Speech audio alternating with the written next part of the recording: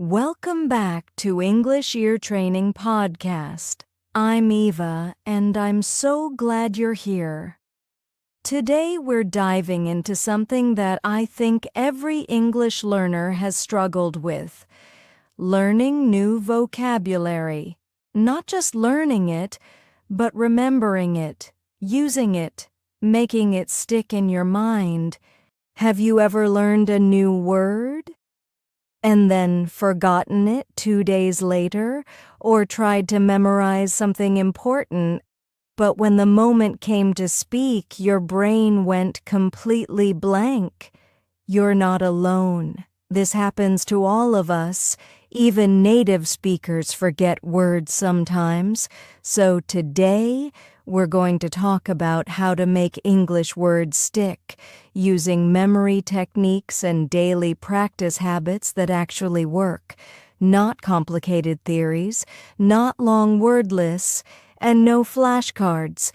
Just real, practical strategies that can fit into your life. Whether you're just starting out with English or you've been learning for a while, this episode is for you. Let's begin.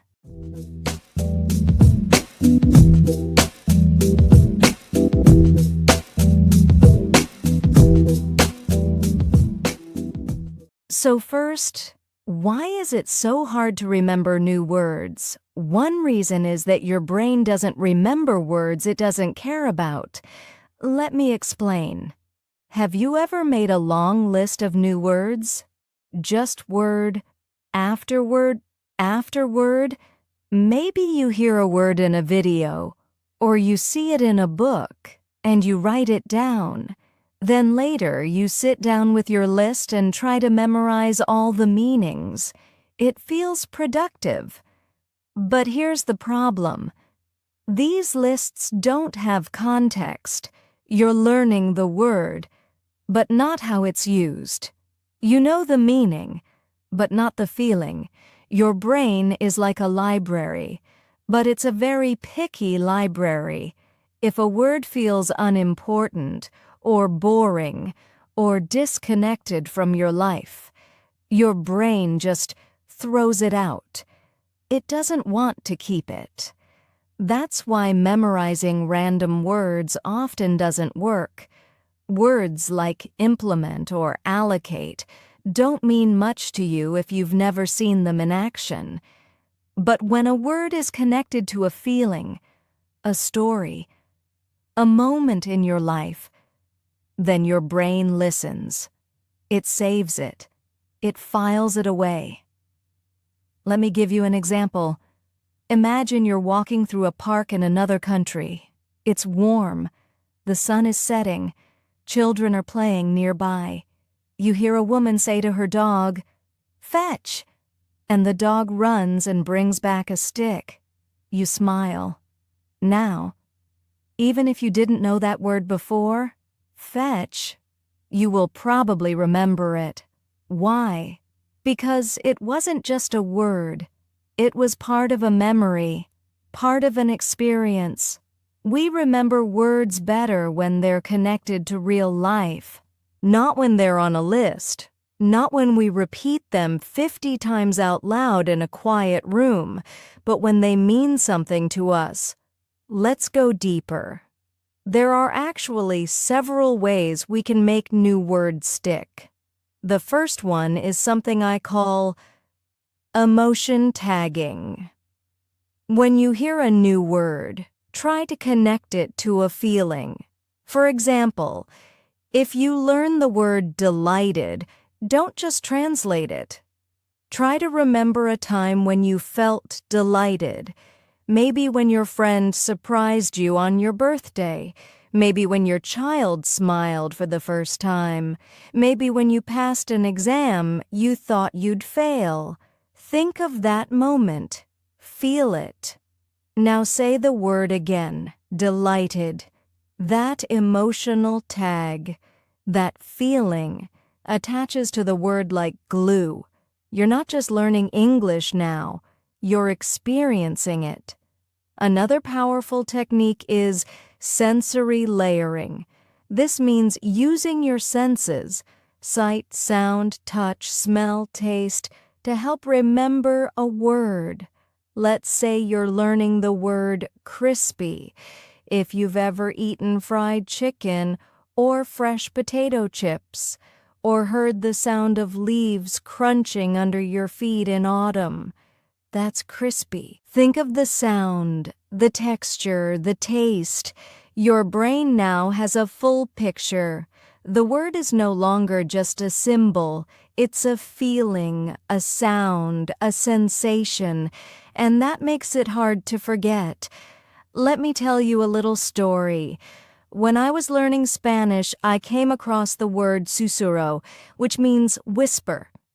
It was a quiet afternoon.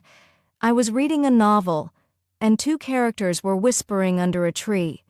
The sentence was soft, slow, almost silent, and that word, susurro, just stayed with me. I didn't even try to memorize it. I just felt it. The scene, the sound, the stillness, all of it made the word unforgettable. And this is how you can learn vocabulary too. Not by pushing, but by noticing, by feeling. Now let's talk about something really important. Daily practice. It's great to have memory techniques, but if you don't use them every day, they don't work. So how do we build a habit? Start small, one word a day. Just one, but not just any word. Choose a word that connects to your day. For example, if you're cooking and you're cutting onions, maybe the word is slice. If it's raining outside, maybe it's drizzle. If you're tired, maybe it's exhausted. The idea is learn the word when you need it, when it fits your life. That's how real language is learned, not from textbooks, but from life. Another habit that helps is what I call review by accident. Let me explain. When you're watching a video, or reading a short story, or listening to music in English, and you hear a word you just learned, you get a little shock, a little aha moment, and your brain lights up. That moment, when you recognize the word again, that's the review. That's repetition, without effort. It's review by accident. So the more you expose yourself to natural English, the more these words come back to you without you even trying. That's why listening to this podcast right now is already helping you remember more. Let's talk about phrases. Many learners focus on individual words, but words don't live alone. They live in groups, in sentences, in expressions. So instead of learning the word break by itself, learn it in a phrase like take a break, or break a promise, or break down in tears. Each of these phrases gives the word a different life, and the meaning becomes clearer through the situation. So next time you learn a word, ask yourself, how do real people use this in real life? That's how you build natural vocabulary, the kind you can use in conversation without thinking. Here's another story. One of my students once told me that he learned the word awkward from a scene in a TV show. It was a moment when two characters were on a first date. The man tried to tell a joke, but it didn't land. It was silent. No one laughed, and the woman looked uncomfortable. Later, the character says, "Well, that was awkward." And my student? He never forgot that word. Why? Because he felt it. He saw it. He lived it, even though it was on screen. That's what real vocabulary learning looks like. Let's move on to something else that helps. Repetition in layers. What do I mean by that? It means don't repeat the same thing the same way every time. Instead, read a short passage in English, then listen to it, then speak it out loud, then write your own version of it. You're repeating, yes, but each time you're using a different skill. This helps your brain make stronger connections. You're not just memorizing, you're internalizing. It becomes part of you. And when something is part of you, it's very hard to forget.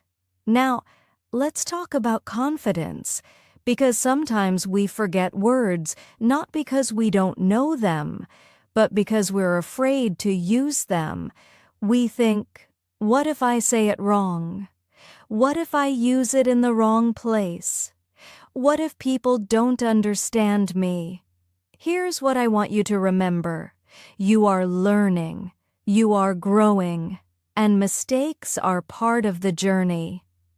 Using a new word, even badly, is better than staying silent. When you use it, you activate it. You give your brain a signal. This is important. Keep it. So don't wait for perfection. Speak anyway. Before we finish, I want to give you a small challenge. Today, try to notice one new word around you. It could be on a food label, in a song, in something you hear on the street. Write it down. Use it in a sentence.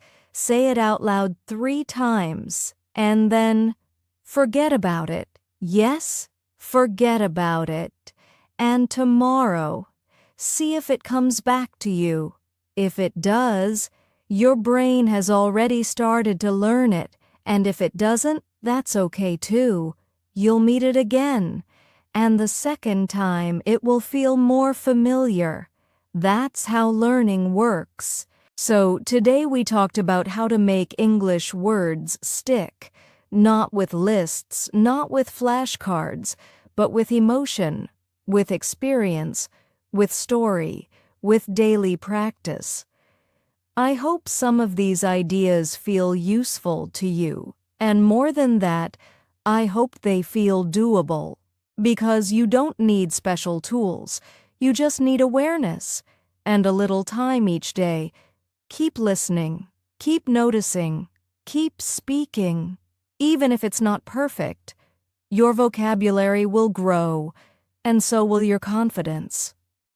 Before you go, if you enjoyed this episode, try listening again tomorrow. Maybe shadow a few lines. Try repeating them out loud. That's a great way to train your ears and your mouth at the same time. And if this episode helped you, please give it a like, share it with your friends, and of course, don't forget to subscribe.